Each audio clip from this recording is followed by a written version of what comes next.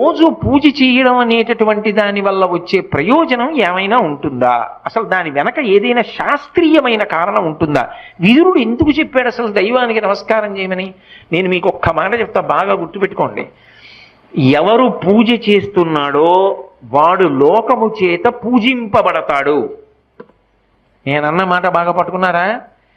ఎవరు పూజ చేస్తాడో వాడు లోకము చేత పూజ అందుకుంటాడు.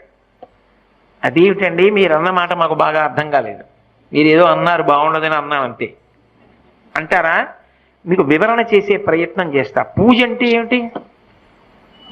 పొద్దున్నే దేవుడి దగ్గరికి వెళ్ళో దీపం పెడుతున్నా, ఎందుకు? ఎవరు భగవంతుడు?